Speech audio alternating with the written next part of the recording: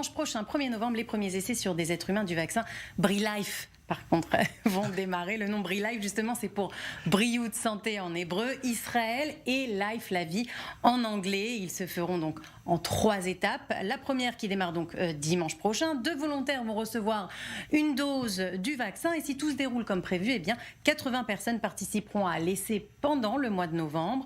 S'ils répondent tous bien, c'est-à-dire si on n'observe aucun effet secondaire et s'ils développent des anticorps, les scientifiques procéderont à la 2e étape qui étend l'essai à 960 personnes. Ce serait pendant le mois de décembre. Et son but est principalement d'ajuster le traitement pour trouver la dose effective. Et puis si là encore tout se déroule bien, eh bien si un grand nombre de personnes répondent bien au vaccin, l'essai entamera la 3e et dernière étape. Un test à grande échelle sur 30 000 volontaires. Il est prévu pour les mois d'avril, mai environ. Et il devrait déterminer si le vaccin est à la fois sûr et efficace. Et si les tests sont concluants, le vaccin sera approuvé pour diffusion à la population.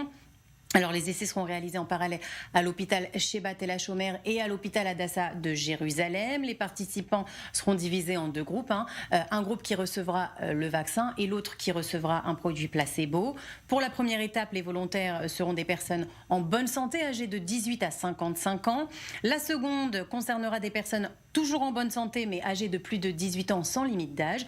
Et enfin, la 3e, elle sera réalisée sur une population de tout âge et de tout état de santé. Alors Sandy, est-ce qu'on en sait un peu plus sur ce vaccin ? Alors, on l'a compris, le vaccin a été confectionné par l'Institut de recherche biologique de Ness-Tziona. Ces recherches sont en général assez discrètes. L'Institut opère sous les auspices du ministère de la Défense, notamment sur toutes les questions liées à la guerre chimique, guerre biologique. Ces responsables ont déclaré qu'ils ont utilisé des techniques de pointe pour créer ce vaccin. Ils se sont en fait basés sur un vaccin déjà existant, le vaccin contre le virus de la stomatite vésiculaire, le VSV.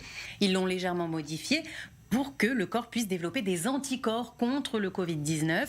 Alors le vaccin a d'abord été testé sur de petits animaux, des souris, des hamsters, même des lapins, puis sur des cochons qui du point de vue anatomique et physiologique sont assez proches de l'homme. Et il vient donc d'obtenir l'accord du ministère de la Santé pour passer à la phase des tests sur êtres humains.